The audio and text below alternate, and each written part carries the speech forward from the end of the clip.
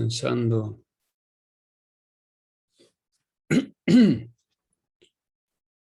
Vamos a ir comenzando.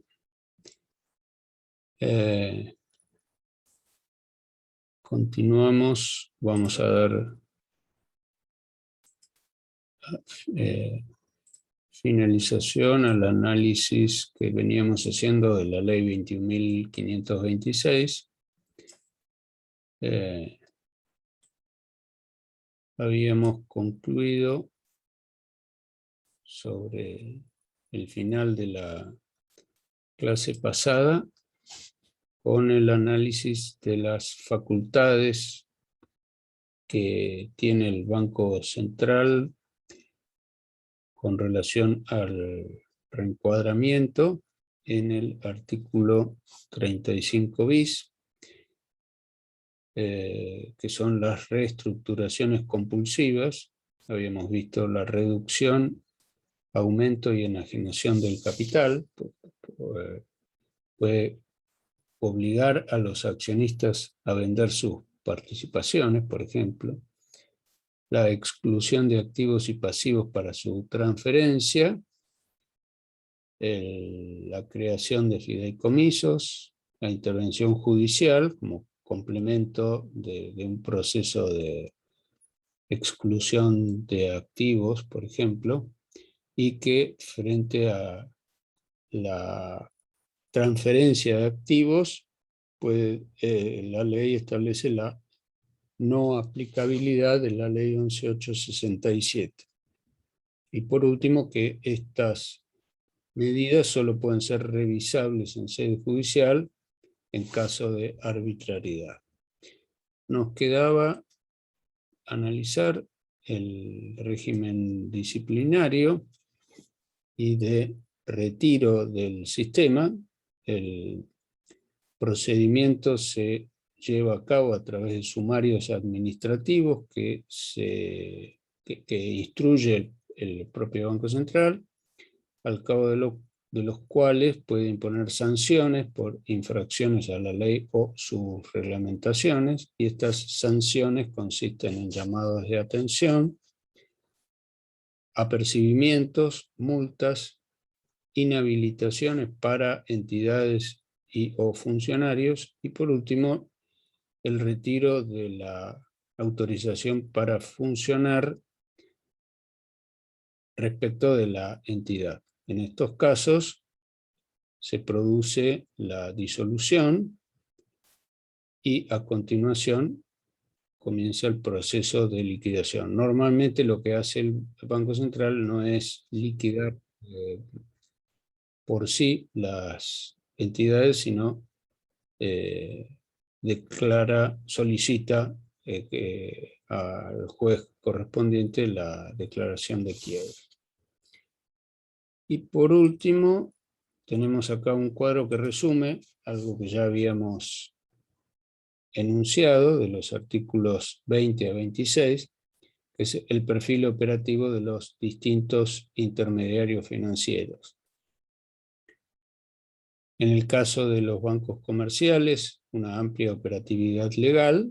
En los casos en que ciertos bancos deciden constreñir su objetivo a un determinado ámbito, eso se da a través, en los hechos, generalmente en el marco de la obtención de una autorización como banco comercial. Luego tenemos las compañías financieras que financian el consumo, las cajas de crédito que financian a pequeñas empresas y profesionales localizadas generalmente en un ámbito de proximidad a sus clientes. Y dentro de las categorías incluidas en estos artículos tenemos los bancos hipotecarios de inversión y sociedades de ahorro y préstamo para la vivienda, que ya comentamos y que no han dejado de operar. Bueno,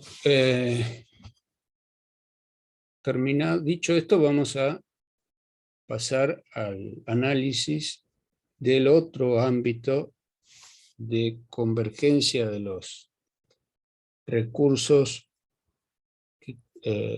excedentes de las unidades económicas superavitarias y a donde confluyen los requerimientos de las unidades económicas deficitarias, que vimos que tenían dos estructuras de funcionamiento: a través de un intermediario, el caso del mercado financiero que venimos de analizar, que celebra contratos con ambas partes, por un lado con la unidad económica superavitaria, realiza operaciones pasivas del tipo de los depósitos, y con las unidades económicas deficitarias celebra otros contratos denominados operaciones activas, donde el que otorga crédito es el banco.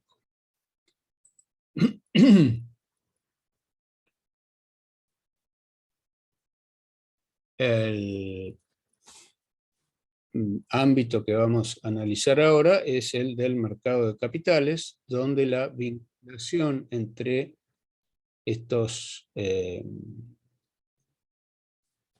dos sujetos, las unidades económicas superavitarias y deficitarias, se da a través de una estructura más compleja, donde los intermediarios no asumen ninguna responsabilidad por el otorgamiento del crédito, sino que lo facilitan interviniendo desde distintos roles. Recordemos que el marco normativo de esta actividad lo tenemos en la Ley 26.831. Los sujetos que intervienen en este ámbito desde el punto de vista institucional son, por un lado, emisores, por otro lado, agentes intermediarios, que son los que hacen llegar a al público general que opera en este mercado, le hacen llegar las propuestas, pero la suscripción de los títulos que se negocian en este ámbito se celebra siempre entre la empresa emisora, generalmente una sociedad anónima, demandante de recursos monetarios, o sea, la unidad económica deficitaria, y los inversores que suscriben esos títulos. Y el objeto de la negociación son títulos valores. Los contratos que se celebran en este ámbito son títulos valores, o también llamados valores negociables. La primera expresión, títulos valores, connota una materialidad física. Son aquellos instrumentos financieros que se documentan en papel, y los valores negociables son derechos que no se instrumentan en papel, sino que se registran y se lleva nota en registros que pueden llevar distintos agentes, y tienen como particularidad que incorporan una obligación. Estos derechos incorporan una obligación incondicional e irrevocable de una prestación, y otorgan a cada titular un derecho autónomo sujeto a lo previsto en el artículo 1816 del Código Civil y Comercial. Esta es la definición que da el artículo 1815. Y el artículo 1816 establece la definición de autonomía. Hay autonomía respecto de un derecho cuando el portador de buena fe de un título valor que lo adquiere conforme a la ley de su circulación, tiene un derecho autónomo y le son inoponibles las defensas personales que pueden existir contra anteriores portadores. Esto significa que el hecho de que se emite un título valor supone una relación causal. Pensemos, por ejemplo, un ejemplo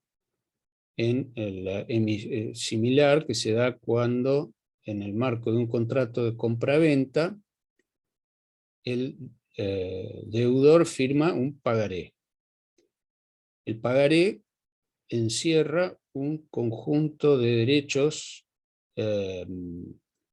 que, llegado el caso de su ejecución, le permiten al beneficiario del pagaré ejecutar el crédito a cobrar sin que le sean oponibles las defensas que provienen de la relación causal que dio origen a la emisión del pagaré. La relación causal, en el caso de del ejemplo, es la compraventa, el contrato de compraventa. Pero si el acreedor negoció ese pagaré, de acuerdo a la ley de su circulación, ya sea endoso, ya sea entrega en mano, si él hubiera sido emitido al portador, el acreedor puede resultar un endosatario o puede resultar legitimado a través de la tradición, la simple entrega del título. En este caso, el acreedor no podrá, o más bien, tendrá la facultad de evitar que le sean planteadas excepciones derivadas de la relación causal que dio origen a la emisión del documento. Si la cosa objeto de la compraventa, en este ejemplo, tenía vicios, el deudor no va a poder plantear excepciones derivadas de esa relación de la compraventa, sino que tendrá que pagar y luego, en todo caso, hacer el planteo a su vendedor por separado. Eso significa la autonomía. Bien, habíamos hablado anteriormente acerca de que el mercado de capitales se divide en dos espacios o dos segmentos para que pueda darse el objetivo de las inversiones a largo plazo, que es que al lado del mercado primario, que se llama así al ámbito en el cual se colocan estos títulos valores o valores negociables, y necesitan de un mercado secundario para que los que obtuvieron esos derechos, esos títulos en esa negociación originaria, los suscriptores originarios, puedan desprenderse de esos títulos y cedérselos a terceros que continúen en la posición que tenían esos suscriptores originarios en la relación con el emisor. O sea que las transacciones que transcurren en el ámbito del mercado secundario no afectan al emisor, le son ajenas. Y no le afectan quiere decir que no le ingresan los fondos correspondientes al precio de la transacción, sino que eso es una transacción entre terceros. Un acreedor le cede sus derechos a otro acreedor. Vamos a ver ahora un gráfico que muestra un esquema en el que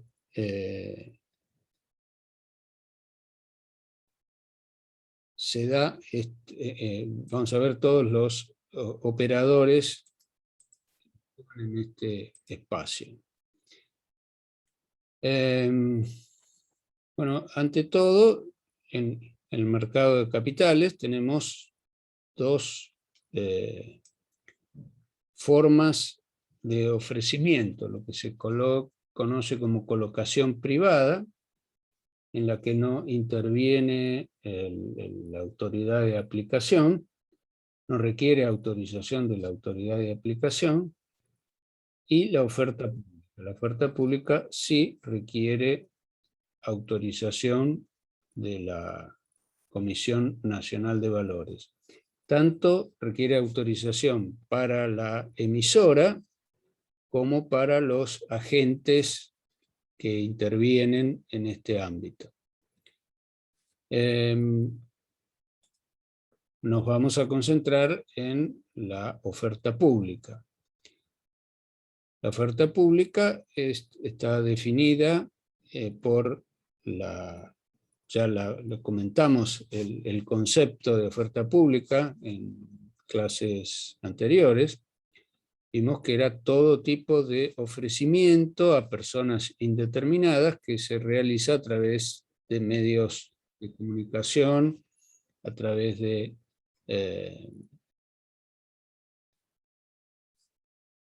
redes sociales, a través de diarios, a través de televisión, cualquier medio de comunicación.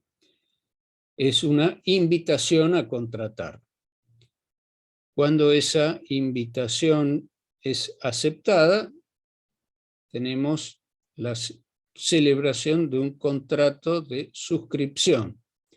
Este contrato se celebra entre la sociedad emisora, que es la unidad económica deficitaria, y el tomador o inversor, que es la unidad económica superavitaria. Y este contrato intercambia dinero, por un lado, y una promesa de pagar una suma de dinero con más una renta en un momento futuro. O sea que acá tenemos reproducida la estructura típica de un contrato de crédito, tal como lo habíamos definido clases atrás.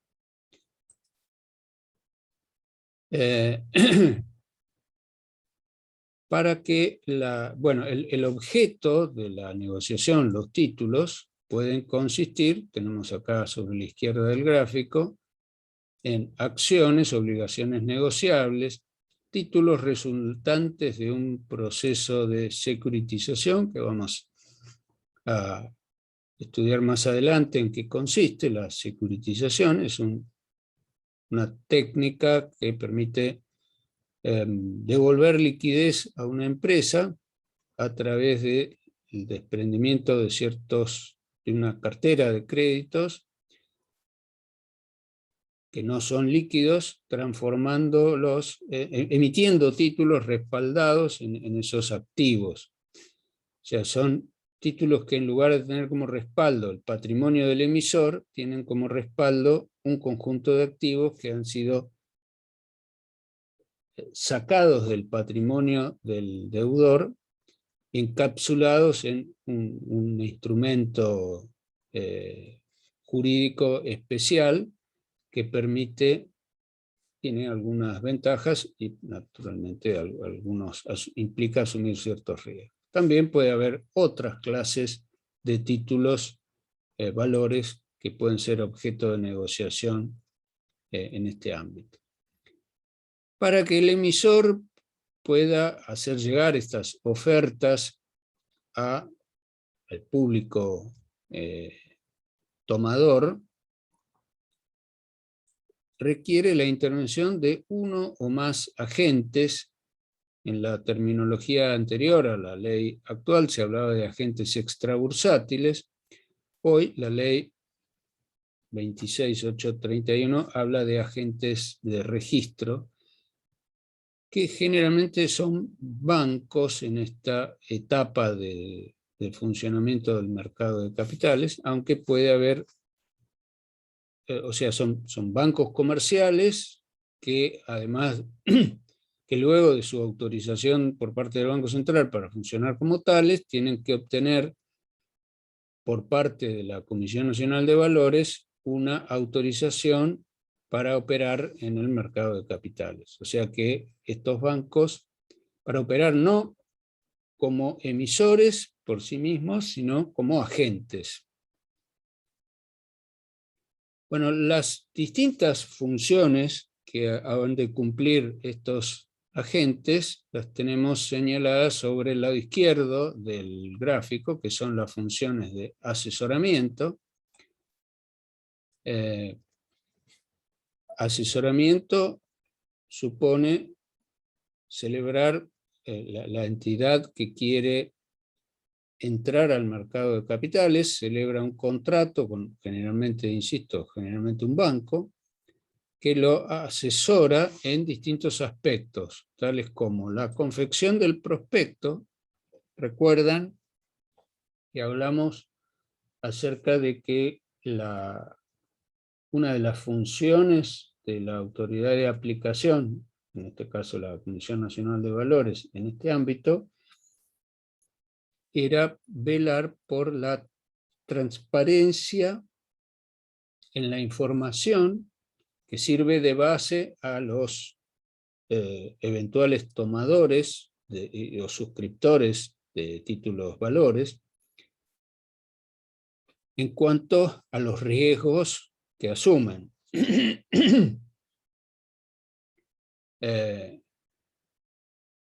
Por lo tanto, la forma en que la autoridad de control se asegura de que los eventuales suscriptores asumen riesgos razonados, calculados, es exigiendo a los oferentes información relevante sobre los proyectos para los cuales solicitan financiación.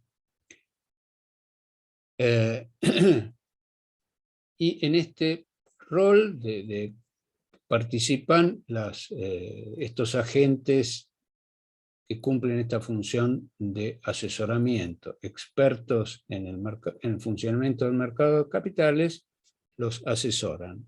Para esto celebran un contrato de confidencialidad similar, se hace con anterioridad a la intervención del agente asesor, entre el futuro emisor de títulos y el asesor, un contrato de due diligence similar al que se hace cuando una empresa está en vías de ser vendido, el paquete accionario de control o su fondo de comercio.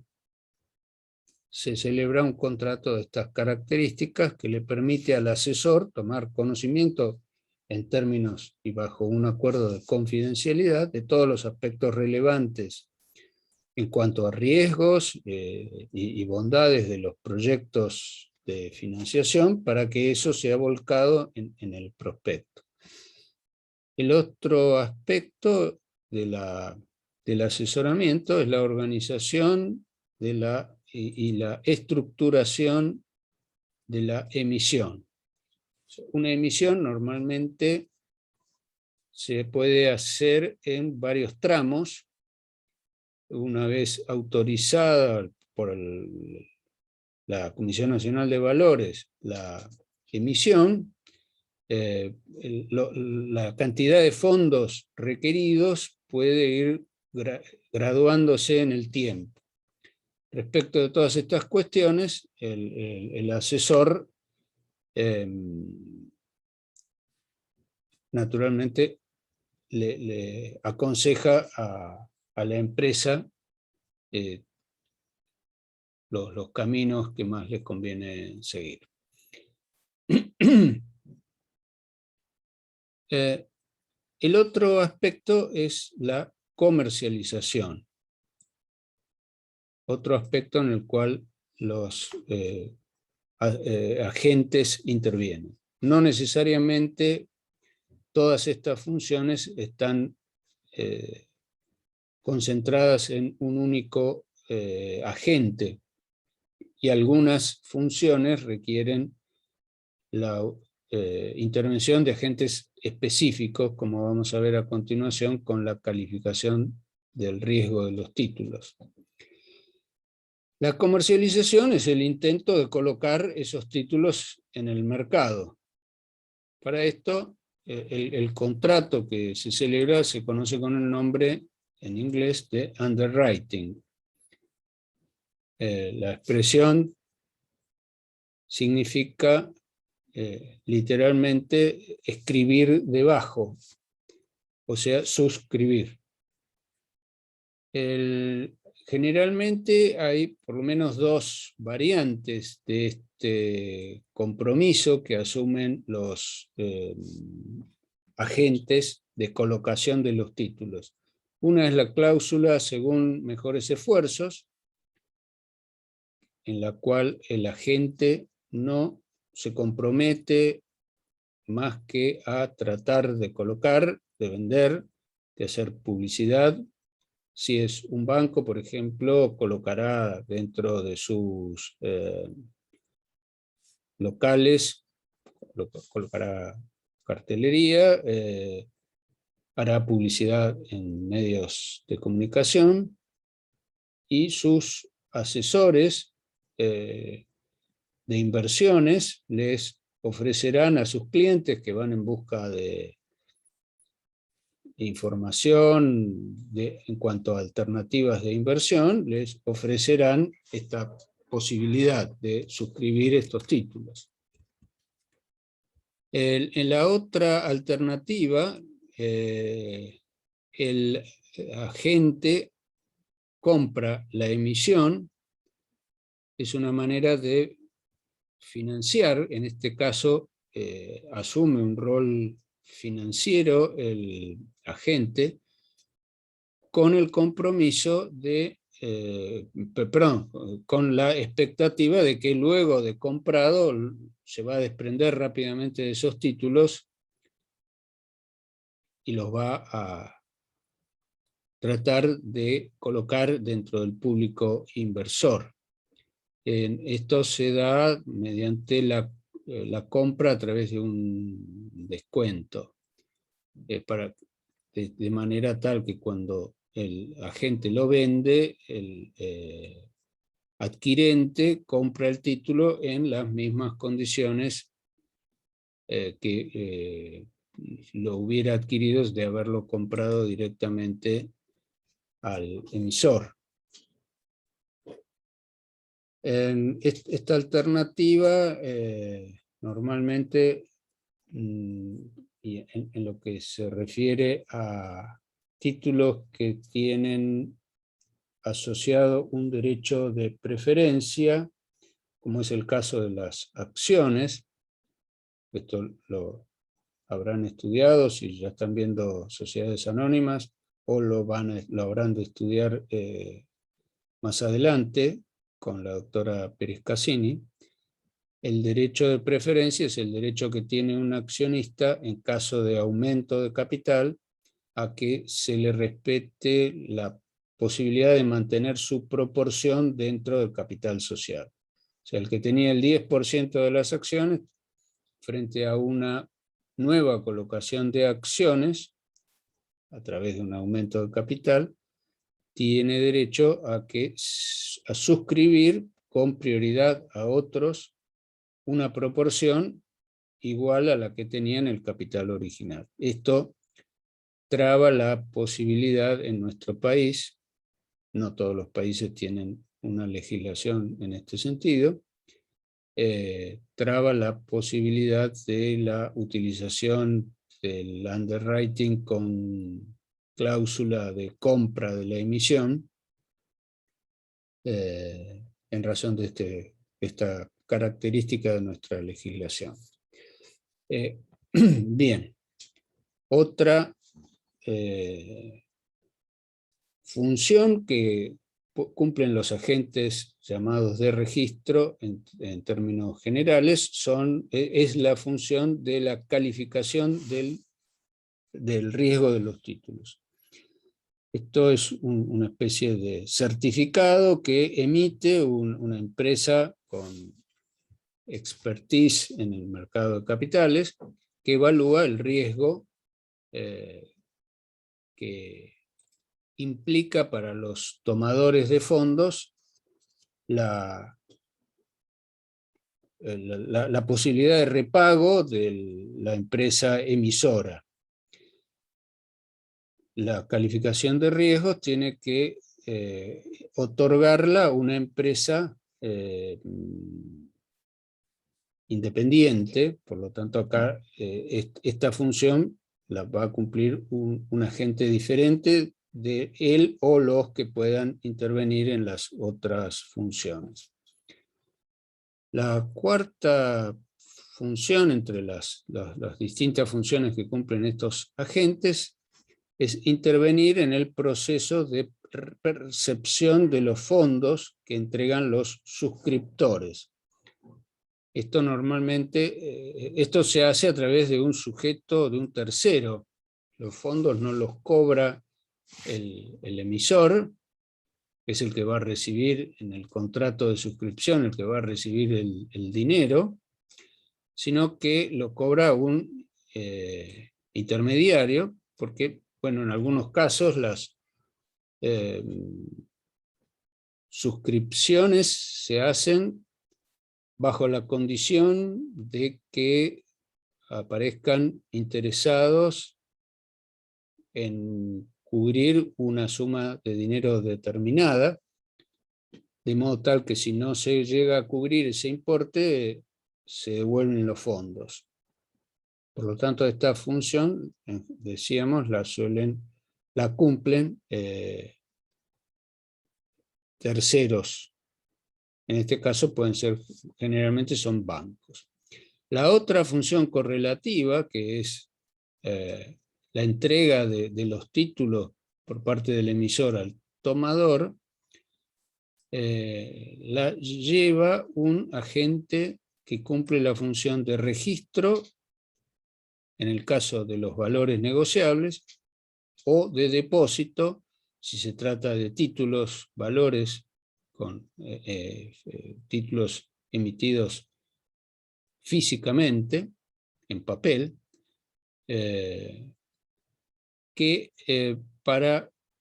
dada la celeridad con que transcurren las operaciones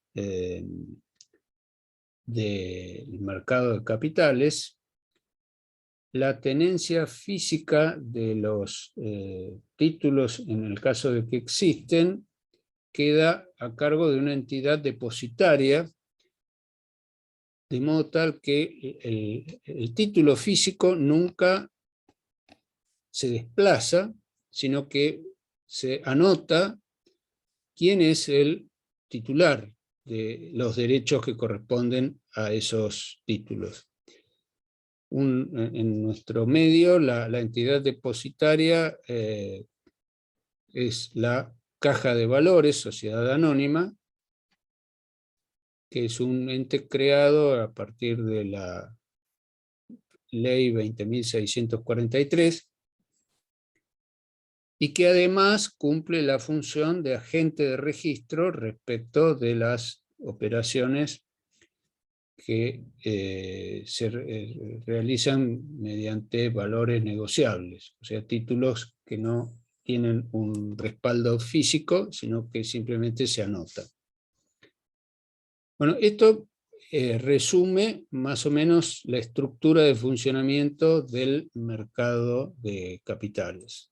Hasta acá estamos más o menos, me he expresado con claridad o queda alguna duda que quieran ampliar. Bueno, continuamos Yo tengo entonces. una duda. Dígame.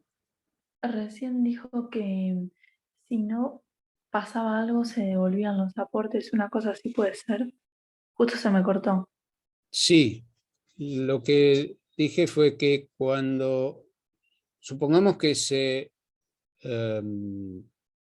intenta formar una sociedad anónima, ustedes sabrán o lo estudiarán en su momento, que las sociedades anónimas se pueden constituir por acto único o por suscripción sucesiva. Esto no es usual en nuestro medio, pero es una posibilidad que existe legalmente.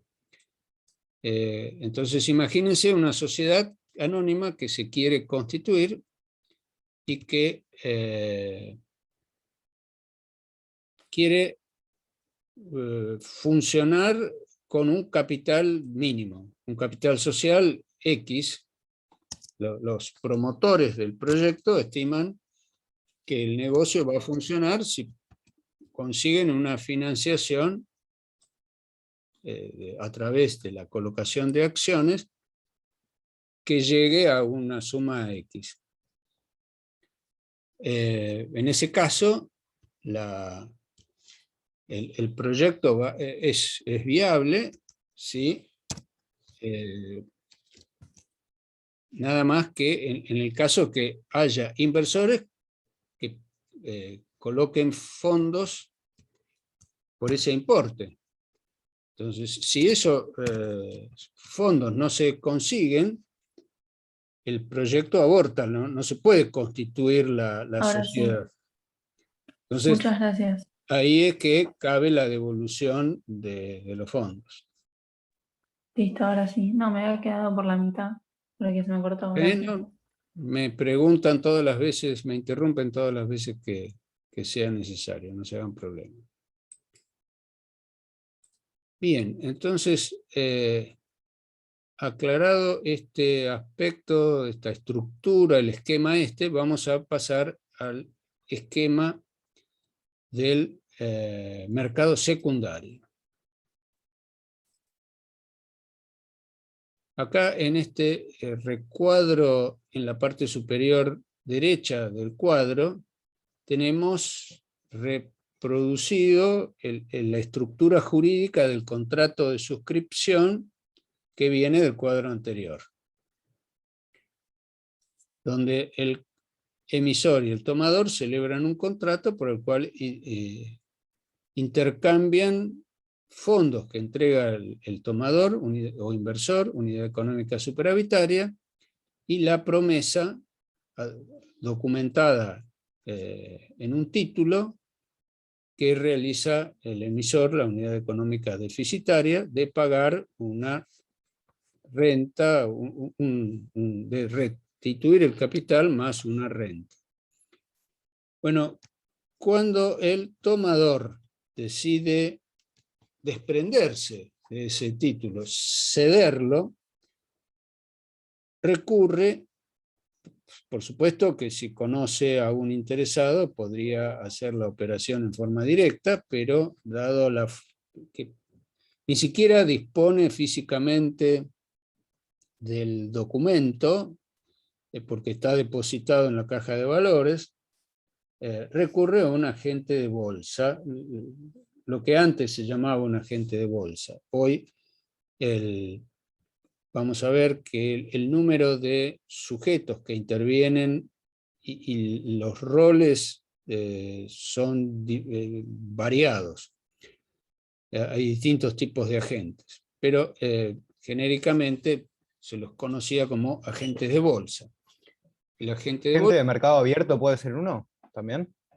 el mercado abierto son entidades que operan en forma extrabursátil, fuera del mercado de valores.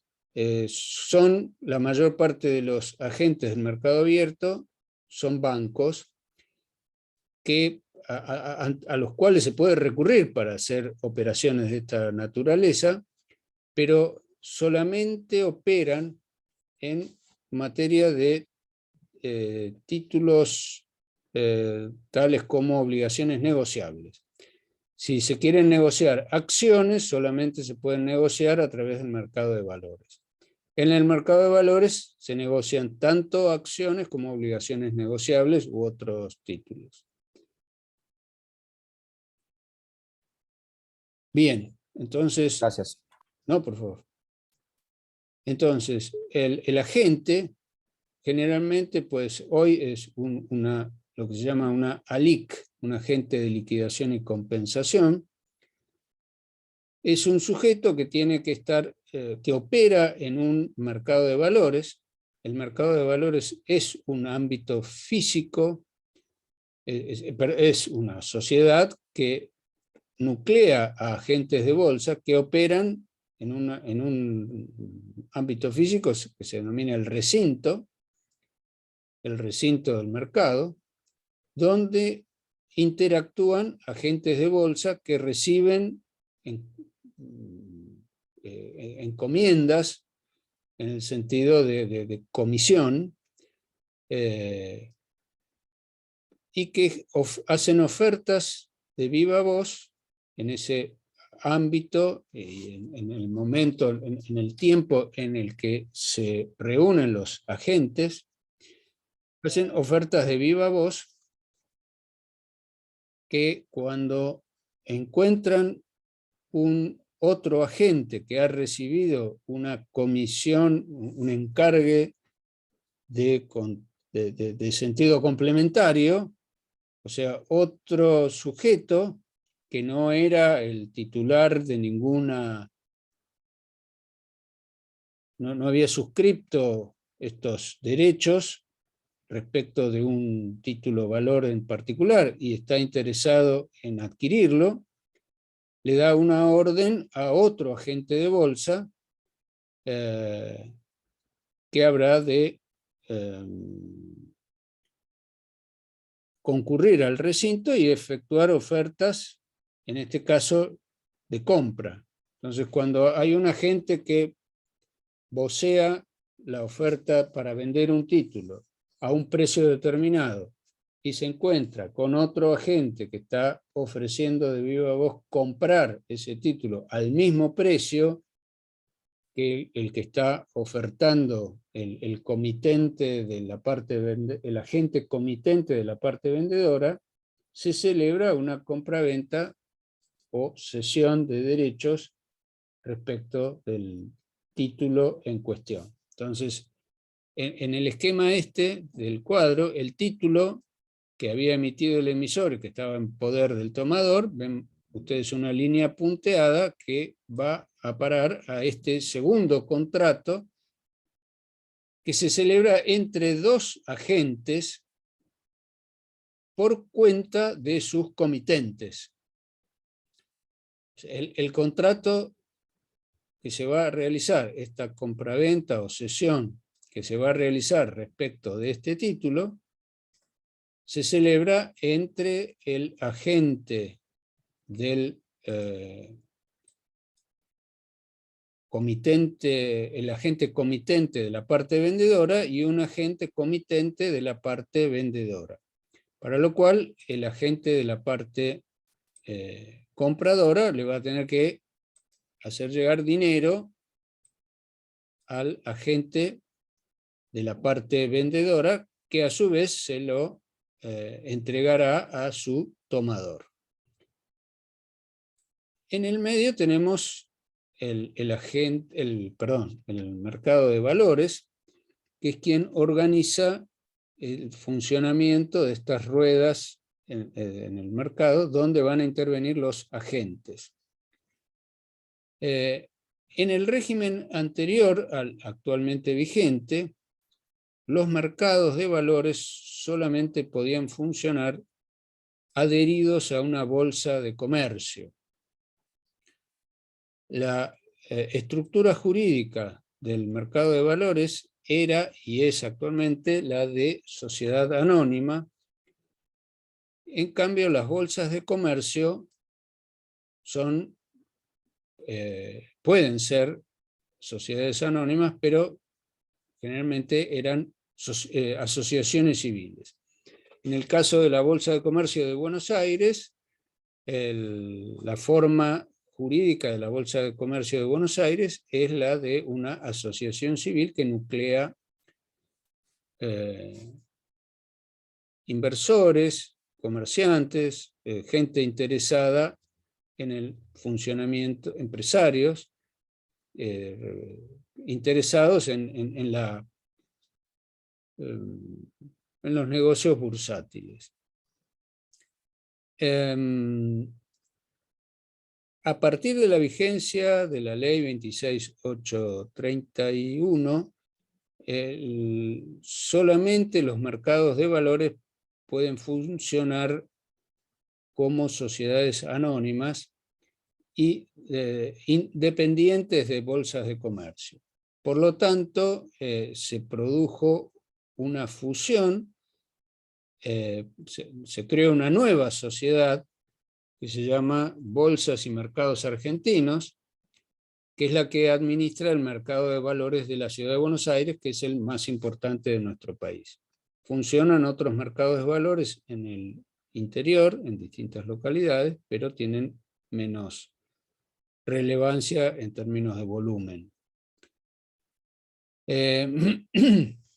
Las funciones que cumplían anteriormente las bolsas de comercio era autorizar el funcionamiento de los mercados de valores y autorizar la cotización de títulos de las sociedades emisoras. Hoy todas estas funciones están concentradas en los mercados de valores. Hoy es Bolsas y Mercados Argentinos. En el régimen anterior solamente podían ser accionistas del mercado de valores los agentes de bolsa. Esto se eliminó en el actual régimen. No pueden ser accionistas los agentes de bolsa. No, perdón, no se les puede exigir, me corrijo, no se les puede exigir a los agentes de bolsa, o sea, a las ALIC, los distintos operadores que vamos a ver sus nombres y sus capacidades operativas, no se les puede exigir que tengan acciones, que sean accionistas del mercado de valores. Bueno, y toda esta actividad del mercado de valores, tanto los agentes como los mercados de valores son autorizados a funcionar por la Comisión Nacional de Valores. O sea, los mercados, las sociedades anónimas que desarrollan el rol de mercados de valores tienen que estar autorizados por la Comisión Nacional de Valores. Los agentes en sus distintos roles, por ejemplo, las ALIC y otros agentes, también tienen que acreditar su idoneidad y tienen que obtener la autorización por parte del mercado de valores. Bueno, seguimos hasta acá. ¿Se entiende la explicación o hace falta alguna aclaración? Se entiende esto. Bien, gracias. Bueno, una aclaración acerca de los tipos de títulos que se pueden negociar en este ámbito. Tenemos por un lado, se clasifican en dos grandes rubros. Inversiones de renta cierta y por otro lado, inversiones de renta variable. Las inversiones de renta cierta son las que implican un compromiso irrevocable de restitución. El ejemplo son las obligaciones negociables, que consisten en empréstitos, generalmente a plazos mayores que los que se pueden obtener en un préstamo que otorga un banco. Pensemos que cuando una empresa requiere fondos en una cantidad que supera, una de las razones por la cual una empresa puede recurrir a la colocación de obligaciones negociables puede ser que el monto de la operación supere la capacidad prestable de un banco.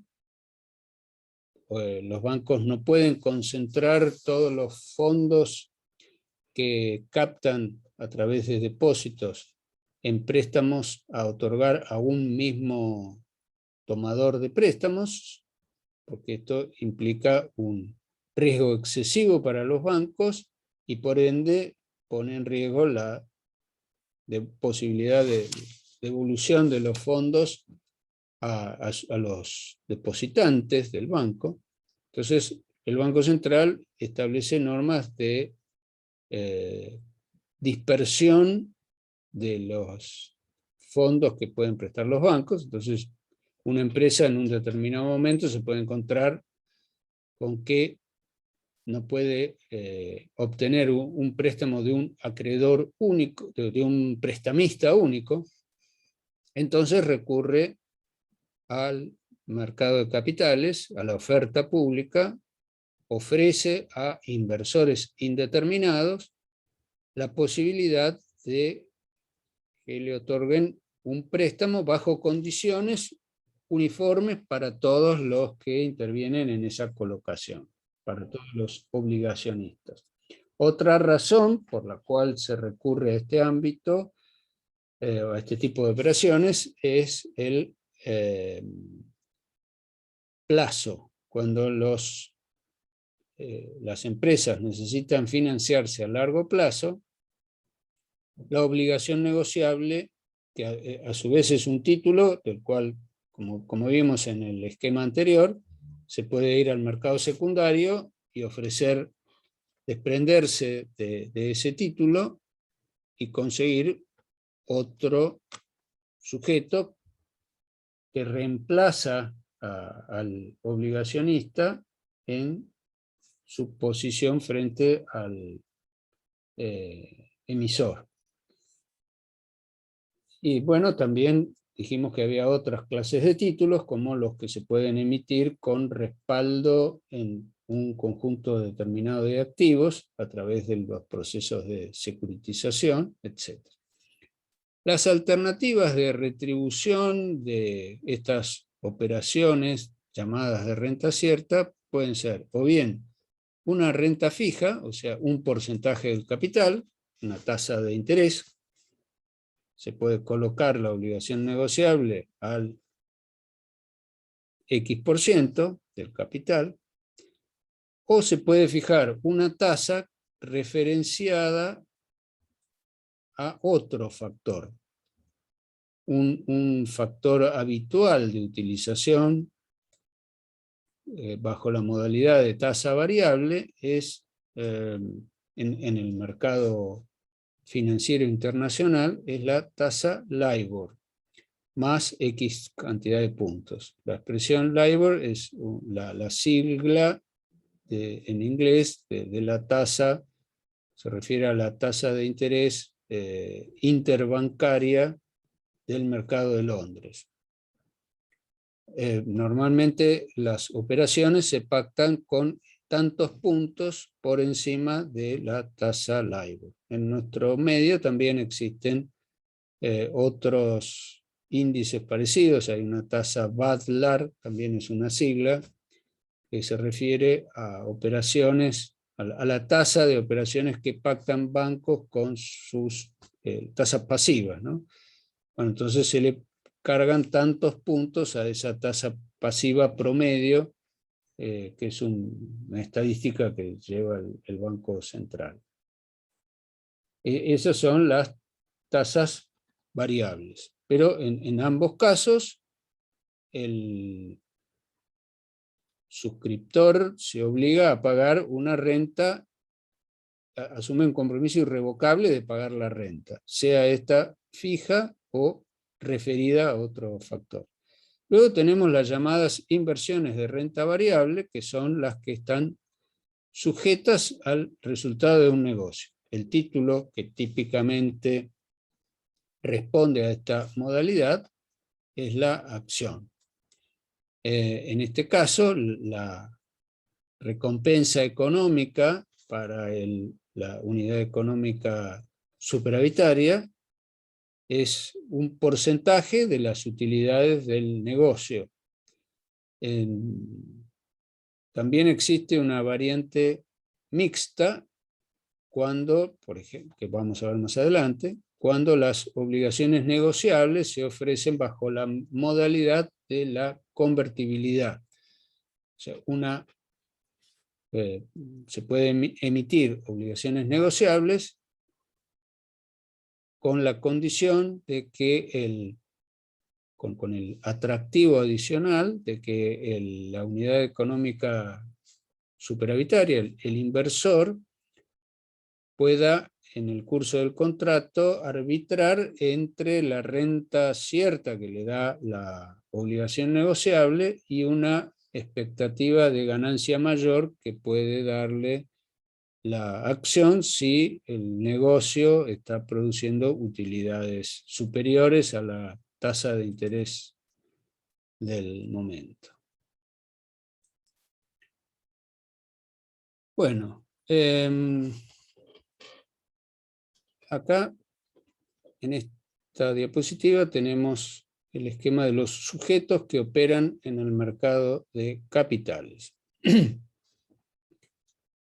En el mercado primario tenemos las emisoras, cuyo funcionamiento está regulado en los artículos 59 a 79 de la ley 26.831. Ahora a continuación vamos a hacer un análisis un poco más detallado de las reglas que se aplican a las sociedades emisoras, o sea que la sociedad emisora en tanto sociedad anónima, además de haberse tenido que inscribir en la Dirección de Personas Jurídicas o en la Inspección de Justicia, en el caso de las domiciliadas en la ciudad de Buenos Aires, están sometidas a reglas específicas una vez que han sido admitidas a la oferta pública. Están sometidas a reglas específicas en cuanto a su funcionamiento. O sea, va a haber reglas en este articulado, vamos a encontrar reglas para las sociedades anónimas que han sido admitidas a la oferta pública, va a haber normas específicas para el funcionamiento de las asambleas, para algunas cuestiones relativas al directorio y otras referidas a la negociación de los paquetes accionarios. Y por otro lado, en el mercado primario tenemos a los agentes registrados, los que antes llamaban agentes extrabursátiles, y los tenemos regulados en los artículos que van del 47 al 58. Y en el ámbito del mercado secundario tenemos normas en la ley 26.831 que se refieren, por un lado, a los mercados, que son estas entidades que organizan las ruedas de negociación, y luego los agentes de negociación, que antes se denominaban agentes de bolsa, de los cuales tenemos varios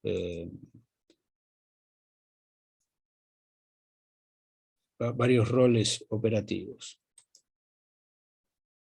Bueno, con relación al mercado primario y a las emisoras, tenemos que tienen que ser autorizadas por la Comisión Nacional de Valores, esto lo establece el artículo 84 de la ley, que supone dos aspectos: una autorización genérica para entrar en el régimen y luego una autorización específica para cada emisión, para lo cual se requiere la confección de un prospecto. Bueno, vamos a ir viendo algunas de estas disposiciones. Acá tenemos resumida en la diapositiva las normas a las que están sujetas las emisoras, las propias referidas a la forma jurídica de cada sociedad y las reglamentaciones en cuanto a contabilidad, administración, aumento de capital, régimen de acciones y régimen de asamblea. Para eso vamos a visualizar en pantalla el texto de la ley 26831. Vamos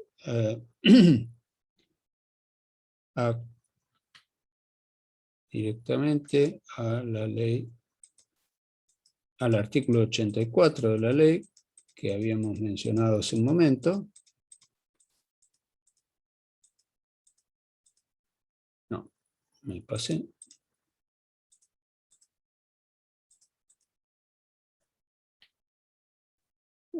Tenemos el capítulo referido a la oferta pública de valores negociables y otros instrumentos financieros.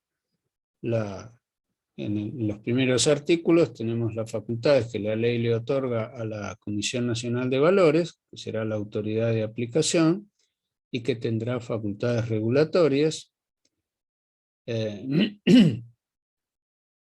A través de la oferta pública se pueden colocar valores negociables, emitidos o agrupados en serie, que por tener las mismas características y otorgar los mismos derechos dentro de su clase, se ofrecen en forma genérica y se individualizan en el momento de cumplirse el contrato respectivo y todos aquellos instrumentos financieros que autorice la Comisión Nacional de Valores.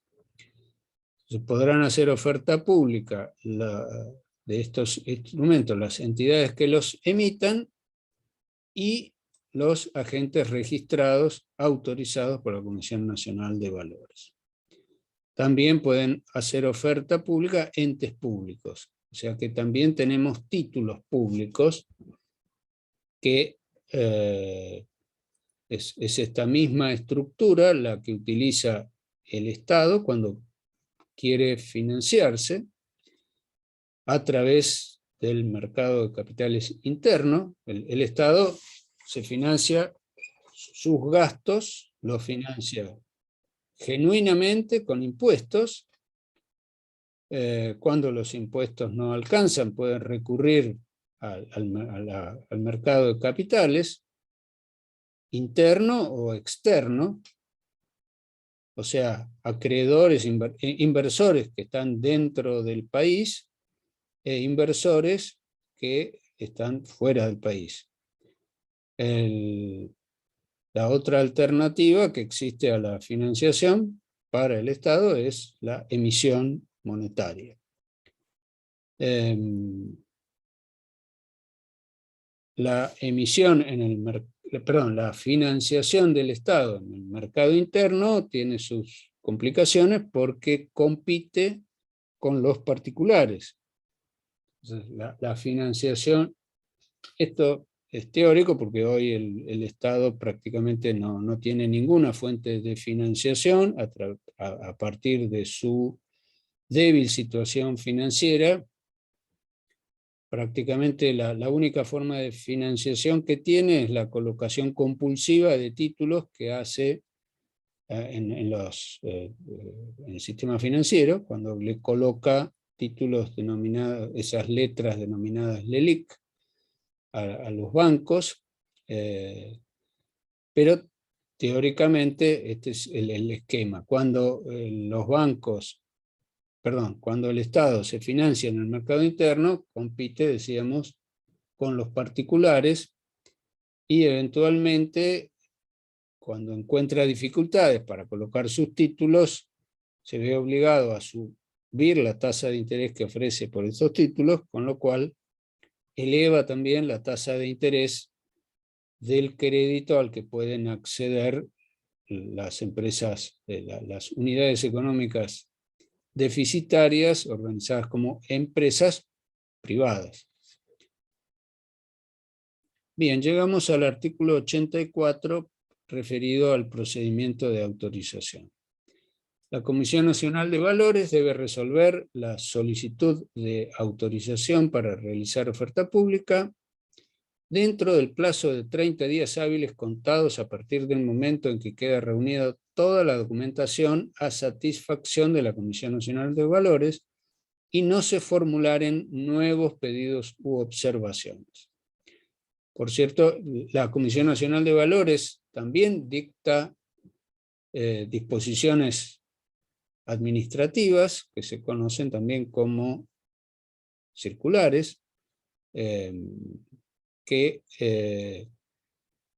dicta esta autoridad y contienen los aspectos formales de los distintos trámites que deben cumplir los interesados en las operaciones, en las autorizaciones que le cabe a la Comisión Nacional de Valores otorgar.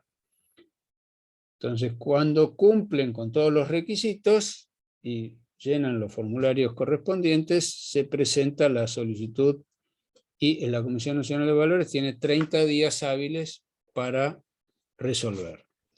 Cuando vencido dicho plazo no se hubiera expedido la comisión, el interesado puede requerir pronto despacho. A los 15 días hábiles de presentado este pedido, si la Comisión Nacional de Valores no se hubiera pronunciado, se considera concedida la autorización, salvo que aquella prorrogue el plazo mediante resolución fundada.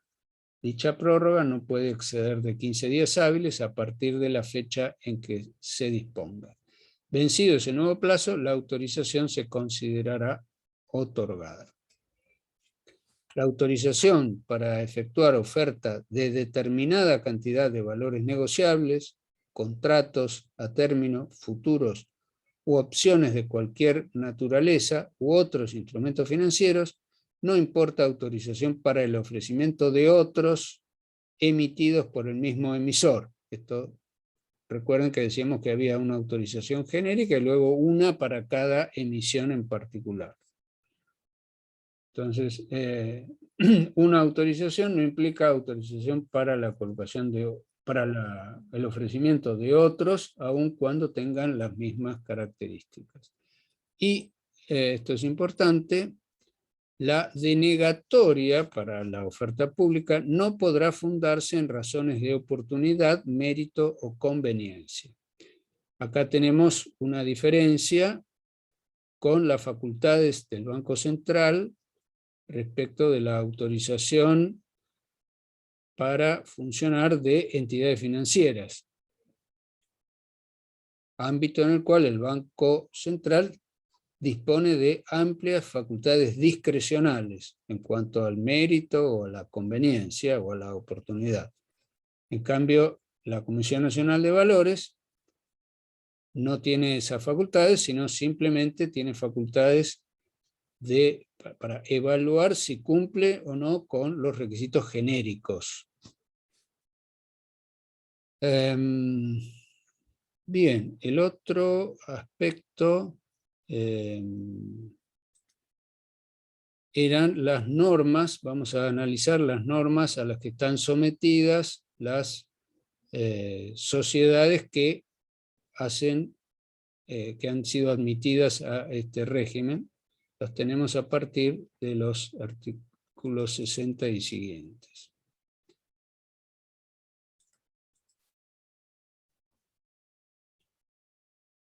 Bueno, las emisoras. Acá tenemos las normas que se le aplican a las emisoras en el capítulo 3º de la ley.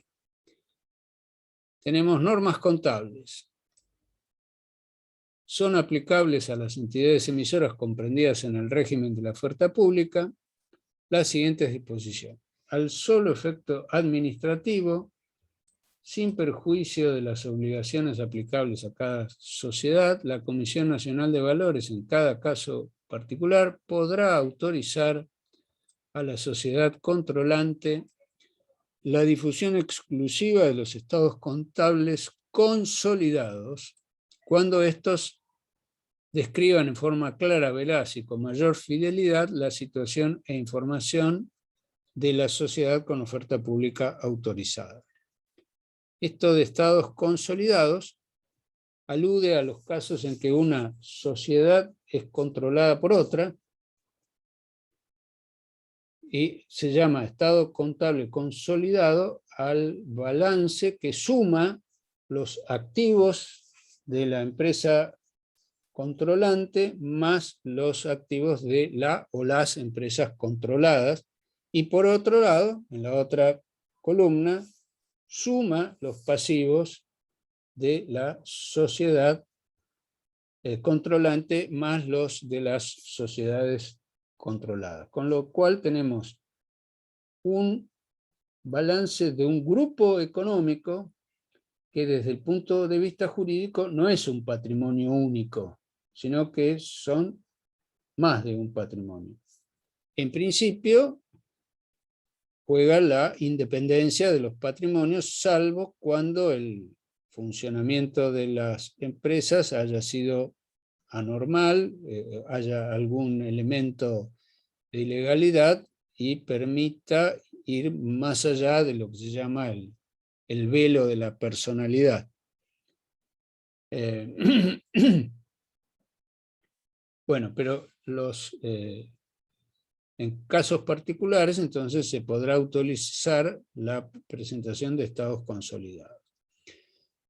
Otra norma contable. Sin perjuicio de la información requerida por las disposiciones legales aplicables, las emisoras deberán incluir adicionalmente en las notas complementarias a sus estados contables la siguiente información. En el caso de las sociedades anónimas, las acciones que hayan sido emitidas o con emisión autorizadas por la asamblea y las efectivamente emitidas. O sea, las autorizadas, porque cuando una asamblea de accionistas autoriza un aumento de capital, la colocación, la emisión de las acciones correspondientes queda a cargo del directorio, y el directorio puede hacerlo en forma sucesiva en el tiempo, no está obligado, salvo que las condiciones de emisión aprobadas por la asamblea digan otra cosa, es facultad del directorio ir graduando en el tiempo la emisión de las acciones. Entonces, en los estados, en las notas complementarias a los estados contables, se tiene que discriminar este rubro. Luego tienen que informarse los acuerdos que impidan gravar y o disponer de todos o parte de sus bienes con información adecuada sobre dichos compromisos. La colocación de títulos en el mercado de capitales, o en casos determinados la negociación de préstamos muy importantes con el sistema financiero, o sea, en préstamos individualmente contratados con un banco, se pueden incluir cláusulas que restringen ciertos aspectos de la libertad de funcionamiento que tienen los administradores de una sociedad. Son cláusulas que se conocen en inglés con el nombre de indentures.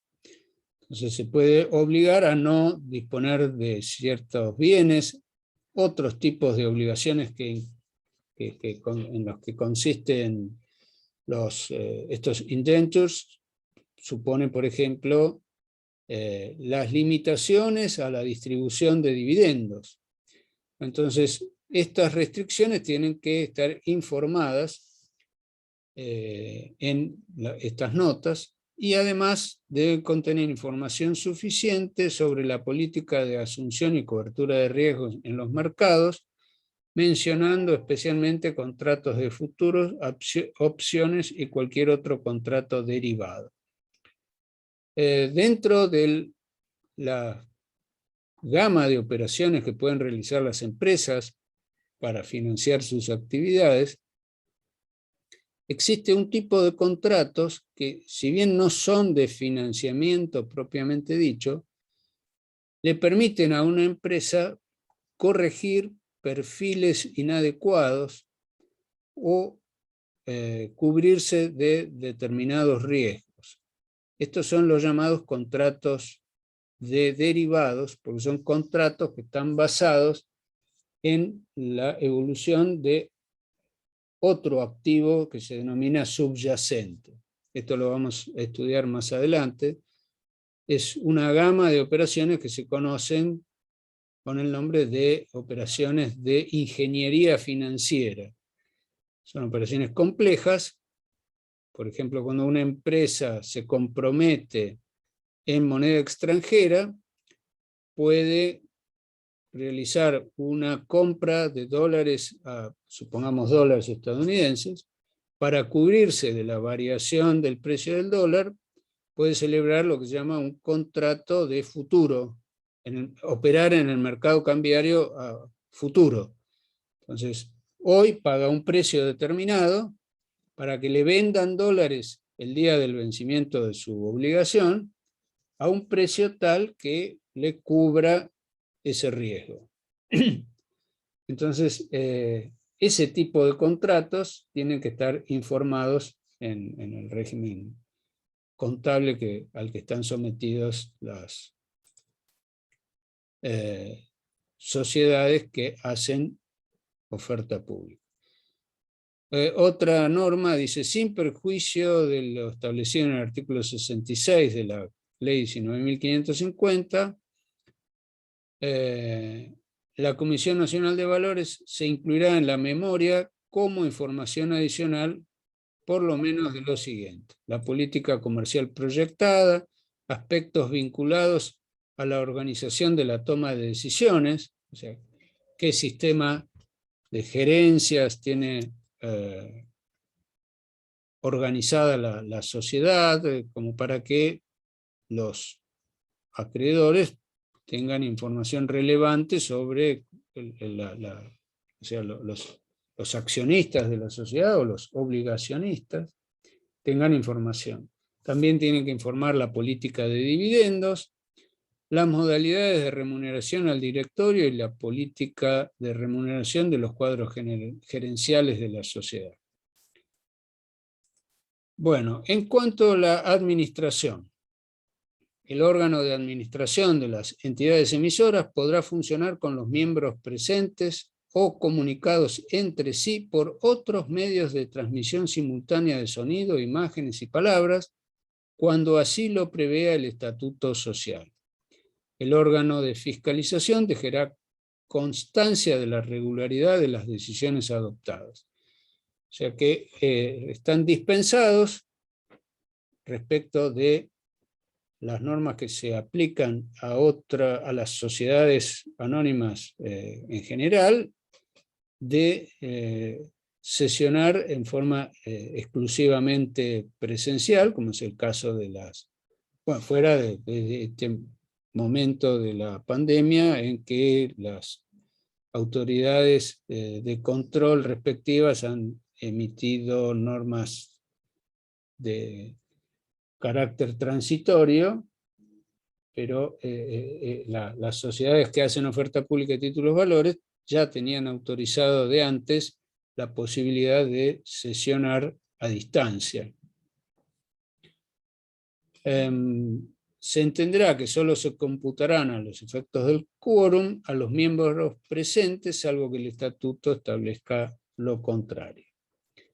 Bueno, vamos viendo, para que no se haga demasiado largo, otras disposiciones, por ejemplo, con relación al aumento de capital.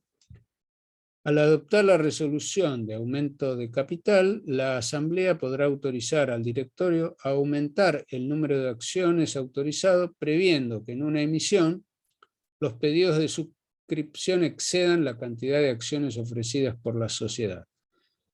Recordemos esto que dijimos hace un momento acerca de que una colocación de acciones es vía aumento de capital, es aprobada por la Asamblea de Accionistas, pero es implementada por el directorio, que es la que hace la publicación correspondiente del artículo 194 para que ejerzan el derecho de preferencia los accionistas, el 194 de la Ley 19.550.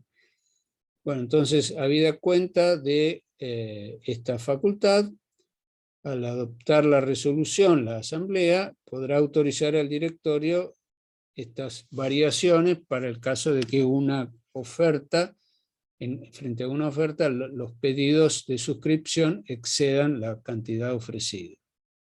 En tal caso, la Asamblea deberá fijar el límite de tal emisión en exceso. No podrá superarse el límite que fije la Comisión Nacional de Valores, la que deberá establecer los recaudos a ser cumplidos en estos casos. El artículo 62 bis se refiere, bueno, es un artículo largo que se refiere al aumento de capital de acciones u obligaciones negociables convertibles ofrecidas mediante oferta pública, que tiene que estar sometida a dos condiciones.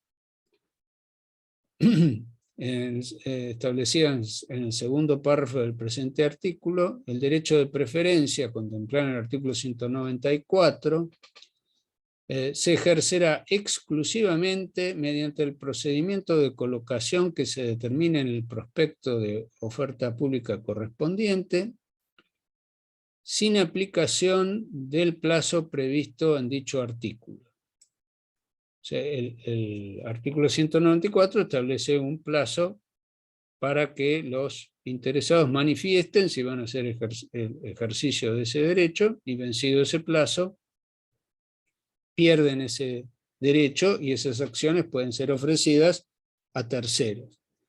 Bueno, en el caso de las sociedades que están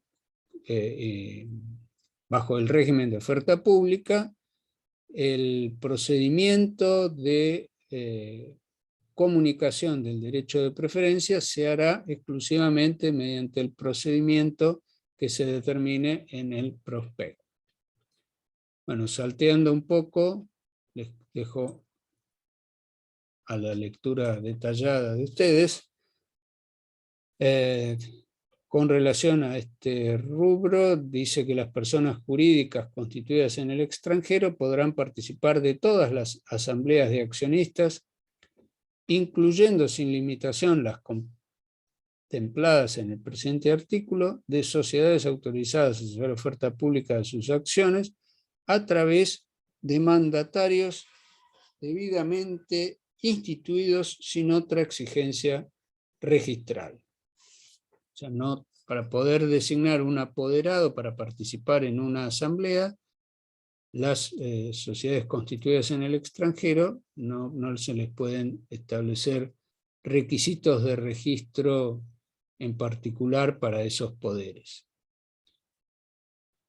Bueno, el artículo 63 regula el tema de las opciones por parte de sociedades que hacen oferta pública. En las sociedades que hagan oferta pública, cuando así lo prevea su estatuto, la Asamblea podrá aprobar la emisión de opciones sobre acciones a emitir o valores negociables convertibles en acciones y delegar en el directorio la fijación de los términos y condiciones de su emisión y los derechos que otorga. Una opción es un contrato derivado, porque es un contrato cuyos derechos, cuyo contenido está referido a un activo subyacente, en este caso una acción. O sea que es un contrato que da derecho a comprar una acción o que da derecho a vender una acción. En este caso, la sociedad puede otorgar acciones, puede otorgar opciones que den derecho a comprar acciones que la sociedad emitirá.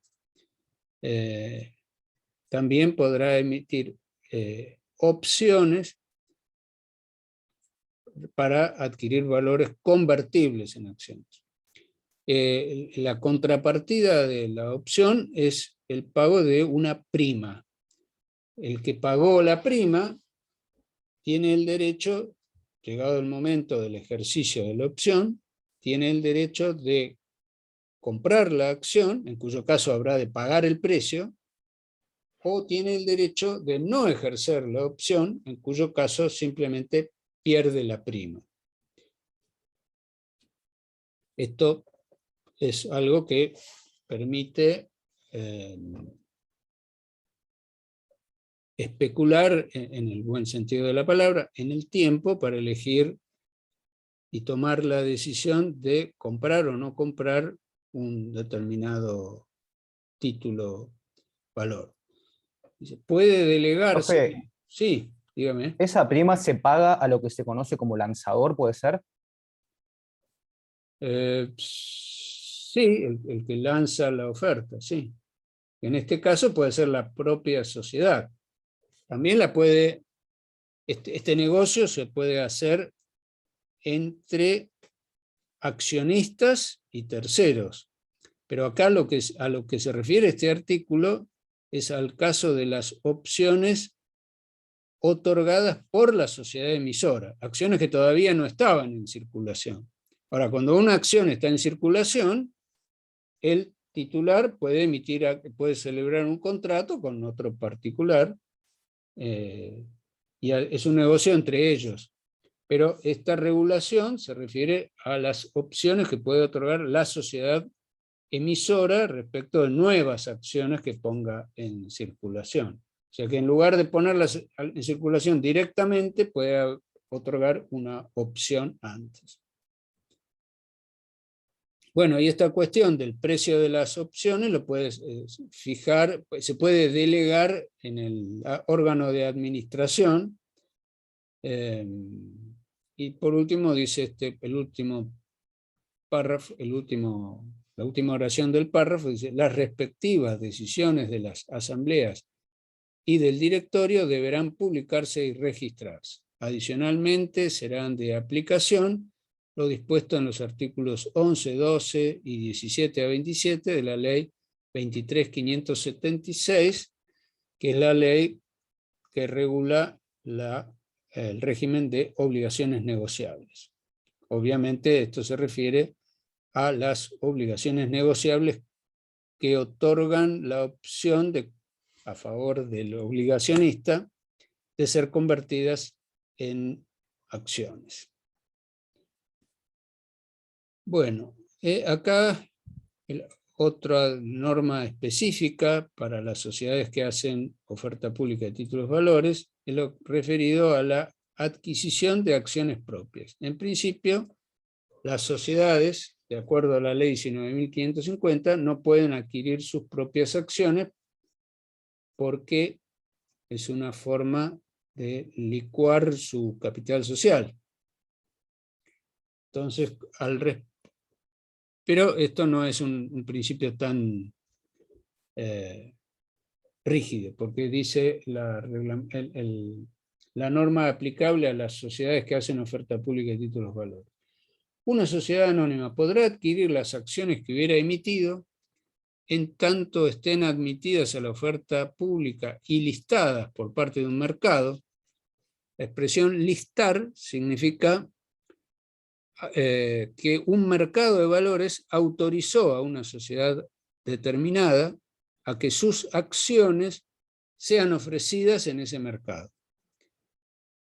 O sea, un agente de bolsas no puede vender o comprar acciones de una sociedad que no haya sido autorizada por el mercado a ser ofrecida. Esa autorización se llama listar, es el listado de las sociedades que están autorizadas. O sea que una sociedad que quiere participar en este ámbito tiene que tener, por un lado, la autorización propia de la autorización administrativa propia del tipo de la autoridad que se refiere al ejercicio del poder de policía societario que ejerce la Inspección General de Justicia o la Dirección de Personas Jurídicas. Si hace oferta pública de títulos valores, tiene que tener una autorización de la Comisión Nacional de Valores. Y si quiere que sus acciones coticen en un mercado secundario, en un mercado de valores, tiene que solicitar autorización a las autoridades de ese mercado. esa autorización se llama el listado. Entonces, una sociedad anónima podrá adquirir las acciones que hubiera emitido en tanto estén admitidas a la oferta pública y listadas por parte de un mercado bajo las condiciones previstas en este artículo y aquellas que determine la Comisión Nacional de Valores. La reglamentación deberá respetar el principio de trato igualitario entre todos los accionistas y el derecho a la información plena de los inversores. Son condiciones necesarias para toda adquisición de sus acciones por la sociedad emisora las siguientes: que las acciones se hallen totalmente integradas. Recuerden ustedes que la suscripción de acciones tiene dos pasos. La suscripción propiamente dicha, que es el compromiso de compra, y la integración, que es el pago del precio. Que mediante resolución fundada del directorio con informe del comité de auditoría... Una pregunta tengo. Dígame. O sea que significa que totalmente integradas, que sean pagadas en su totalidad, entonces.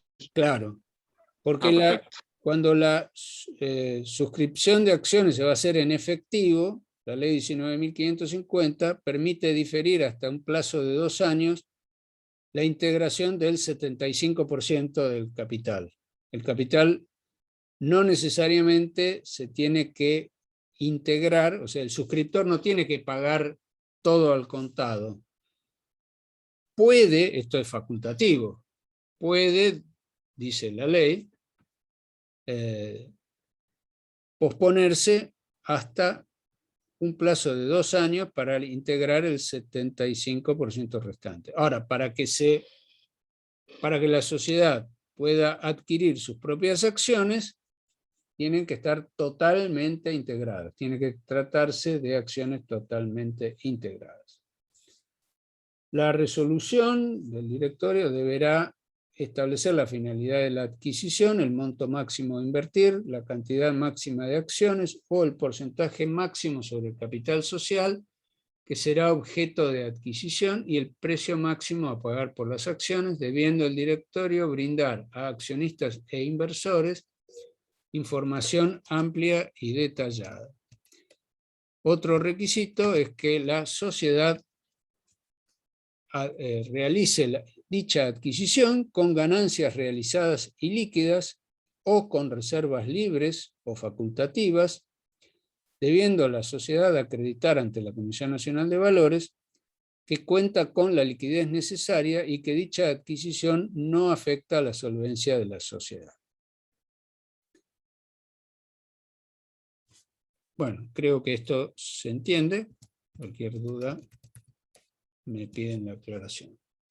Otro requisito, por último, es que el total de las acciones que adquiera la sociedad, incluidas las que hubiera adquirido con anterioridad y permanecieran en su poder, en ningún caso excedan el límite del 10% del capital social o del límite porcentual menor que determine la Comisión Nacional de Valores, teniendo en cuenta el volumen de la negociación de las acciones en cuestión.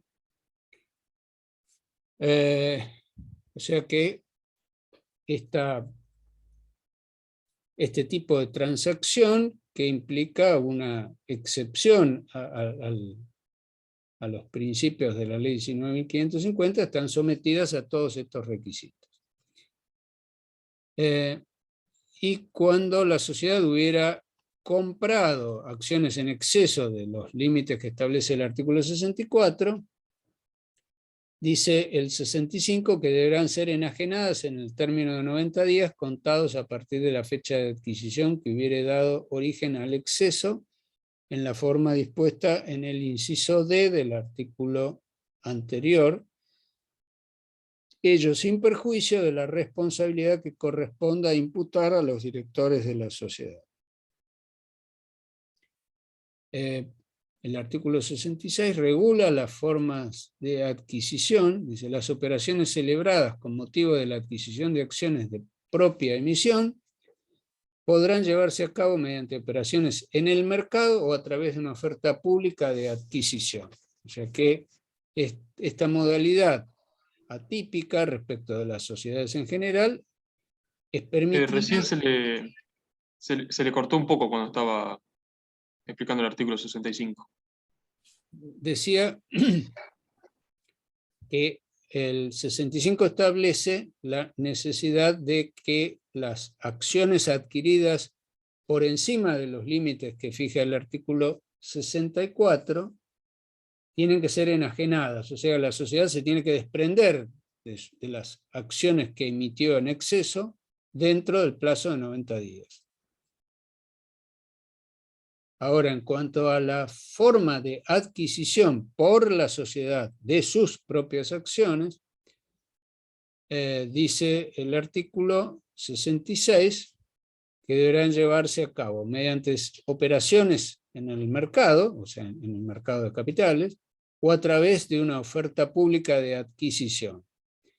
En el caso de adquisiciones en el mercado, el monto de estas realizadas en un mismo día no podrá ser superior al 25% del volumen promedio de transacción diaria que hayan experimentado las acciones de la sociedad durante los 90 días anteriores. O sea, se trata de impedir acciones que puedan tener como resultado variaciones en las cotizaciones de las demás acciones. A través de estas operaciones, la sociedad emisora no puede interferir en la cotización de sus propias acciones en los mercados donde cotizan. Para eso existen estos límites cuantitativos a las operaciones.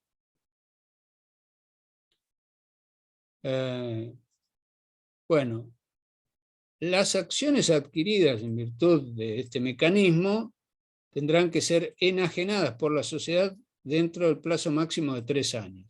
Las adquiridas en exceso dentro del plazo de 90 días. Ahora, las adquiridas dentro de las condiciones admitidas, en definitiva, va a llegar un momento que también las van a tener que enajenar. Esto le permite a la sociedad realizar este tipo de acciones con distintos objetivos para mantener el atractivo de la cotización de sus acciones, por ejemplo, pero llegado un plazo de 3 años las tendrán que enajenar.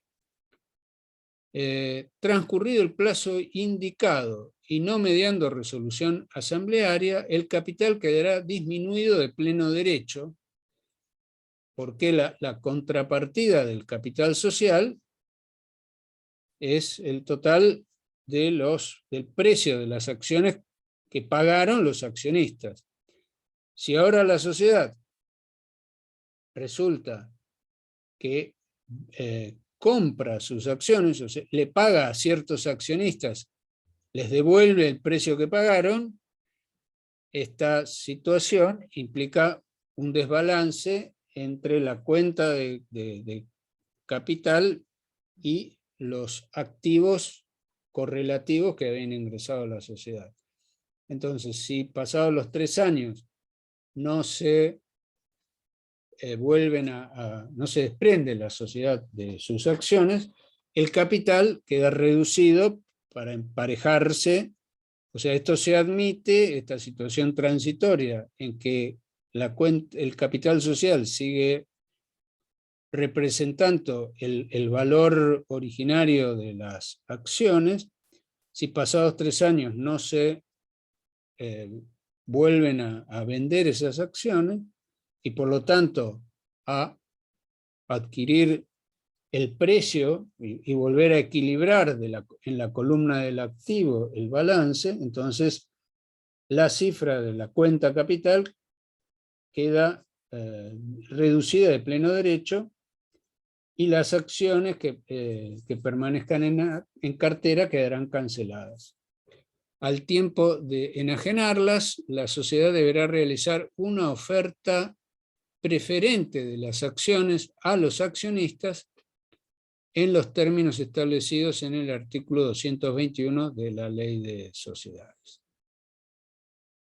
No será obligatoria esta oferta cuando se trate de cumplir un programa o plan de compensación a favor del personal dependiente de la sociedad o las acciones se distribuyan entre todos los accionistas en proporción a sus tenencias. Bien, hay una norma específica sobre el accionariado obrero, o sea, cuando la sociedad coloca sus acciones parte de sus acciones entre sus empleados, y luego tenemos normas en el artículo 69, normas reglamentarias referentes a ofertas de canjes de acciones, que podrá dictar la Comisión Nacional de Valores, al valor de el voto ejercido por las entidades que sean titulares de acciones por cuenta o interés de terceros, bajo fideicomiso, depósito u otras relaciones jurídicas afines, cuando los respectivos contratos así lo autoricen, o también la solicitud pública de poderes a fin de asegurar el derecho de información plena del inversor. Bueno, salteamos un poco y vamos a la convocatoria de asambleas. En las sociedades que hagan oferta pública de sus acciones, la primera convocatoria de asamblea deberá publicarse con una anticipación no menor a los 20 días corridos y no mayor a los 45 días corridos de la fecha para su celebración. Los plazos indicados se computarán a partir de la última publicación. O sea, hay normas específicas sobre las convocatorias de asambleas. No, cuando una sociedad ha sido admitida al régimen de oferta pública, no se aplican las normas de la ley 19.550, sino estas.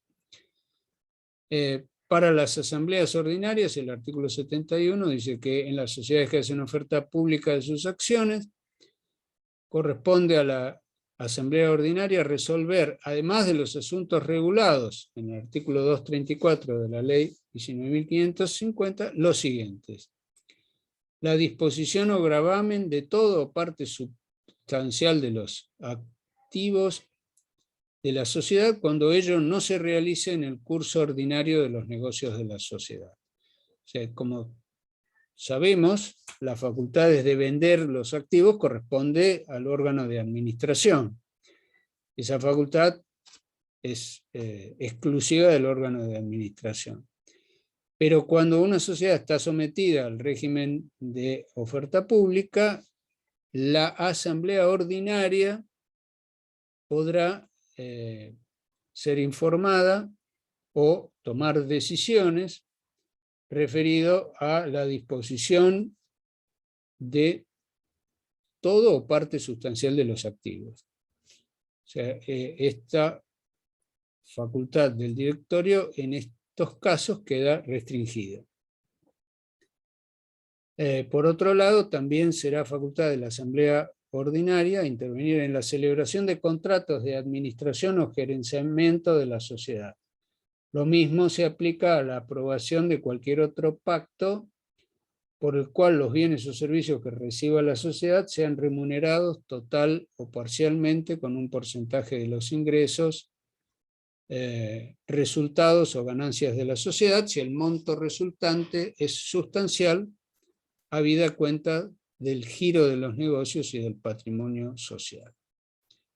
Bueno, también hay normas con las partes relacionadas. Parte relacionada puede ser un director de la sociedad o accionistas o órganos integrantes del órgano de fiscalización.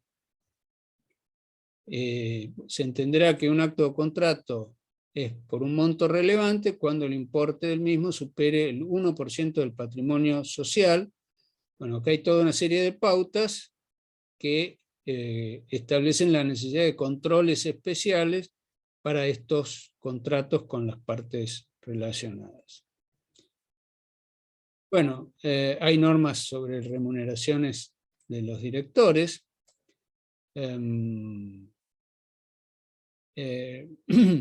Las sociedades autorizadas a hacer oferta pública de sus acciones podrán remunerar a sus directores con funciones ejecutivas o técnico-administrativas, así como gerentes, con opciones de compra de acciones de la propia sociedad, cumpliendo ciertos procedimientos.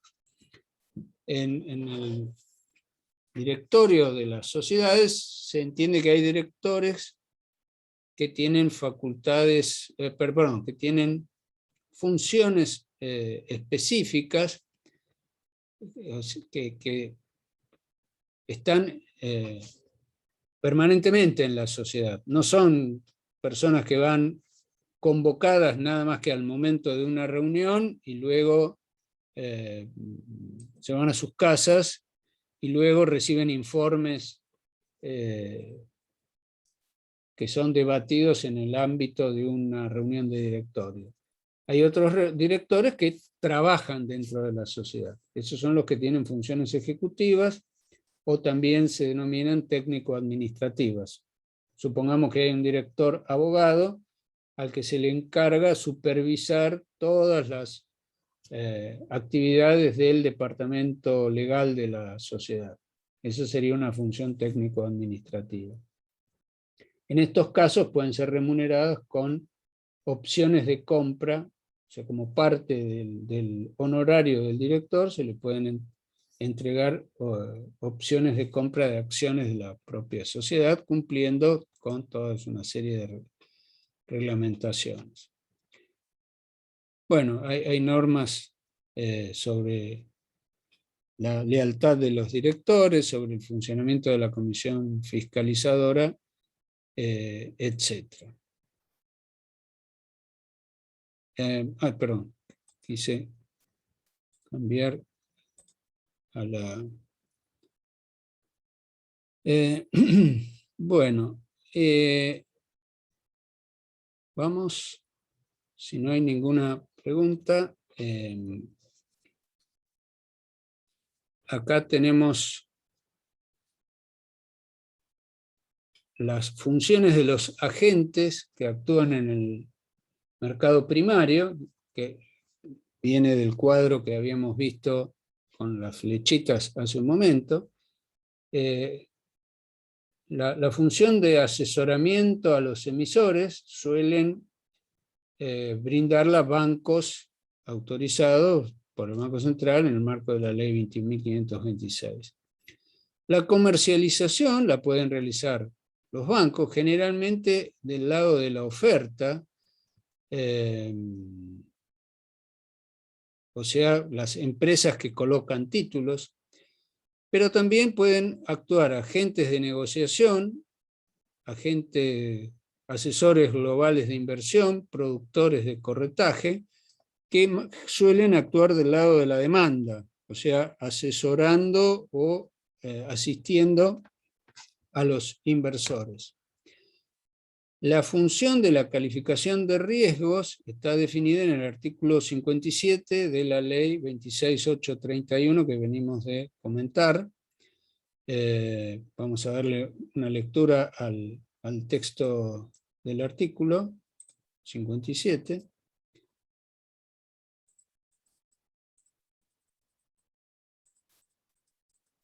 Es una función específica. Dice el artículo: la Comisión Nacional de Valores establecerá formalidades y requisitos que deberán cumplir las entidades que soliciten su registro como agentes de calificación de riesgo, incluyendo la reglamentación de lo dispuesto en la presente ley y determinando la clase de organizaciones que podrán llevar a cabo esa actividad. La Comisión Nacional de Valores podrá incluir dentro de ese registro a las universidades públicas autorizadas a funcionar como tales, a los efectos de su actuación, fijando los requisitos que deberán acreditar considerando su naturaleza. Los agentes de calificación de riesgo no podrán prestar servicios de auditoría, consultoría y o asesoramiento a las entidades contratantes o entidades pertenecientes a su grupo de control. O sea que tienen que tener una cierta independencia estos agentes de calificación de riesgo. Después, el rol de cobranza de los fondos por suscripciones lo suelen cumplir bancos autorizados por la ley 20.526 y la función de registro y depósito es cumplida por agentes depositarios que cumplen la función de depositarios de valores negociables, cuyo operador más importante en nuestro país es la Caja de Valores Sociedad Anónima.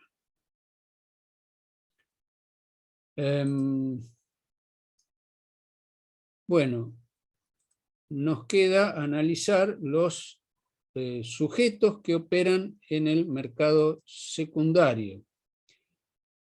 Por un lado tenemos los mercados, que son definidos por el artículo 2 de la ley, en el apartado correspondiente, como sociedades anónimas autorizadas por la Comisión Nacional de Valores, con el objeto principal de organizar las operaciones con valores negociables que cuenten con oferta pública, quedando bajo competencia del citado organismo las actividades afines y complementarias compatibles con el desarrollo de ese fin. Vimos que los mercados son los que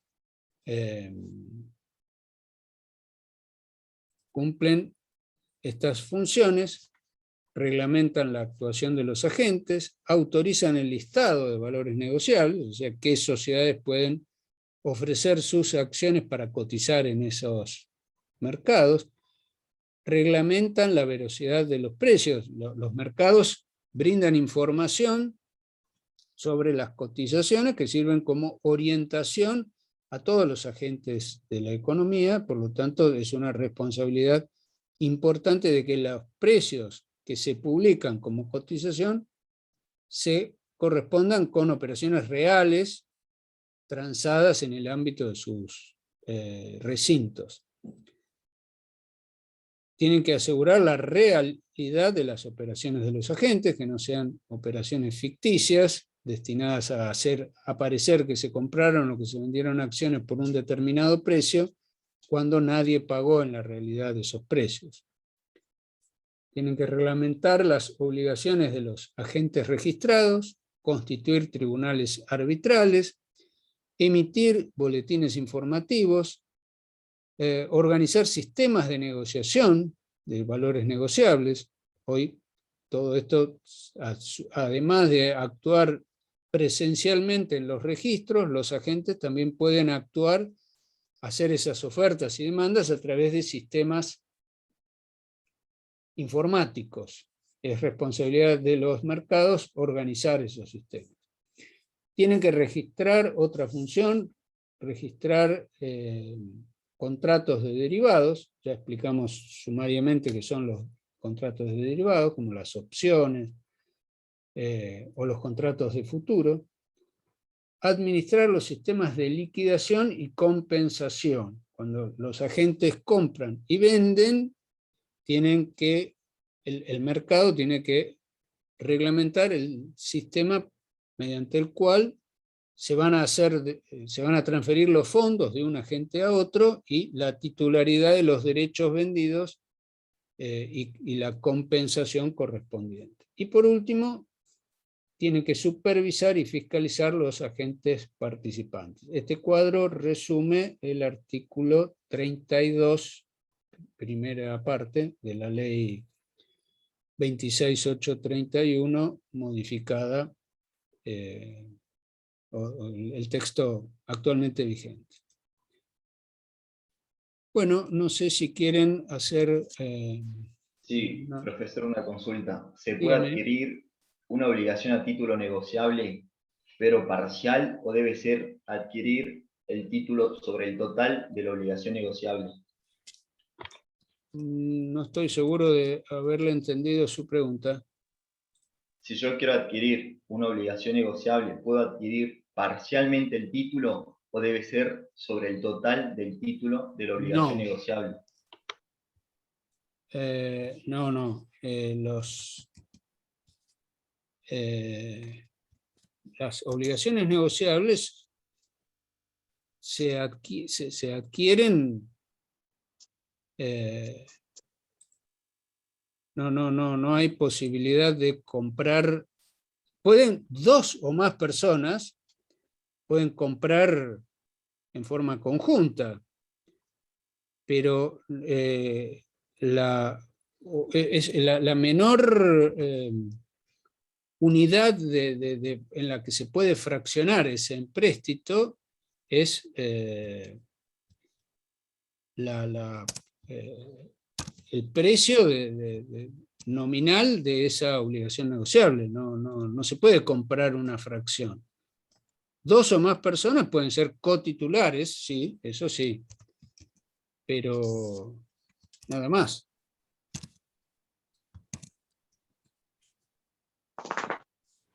¿Se entiende la idea? Sí, sí. ¿Alguna otra pregunta? Bueno,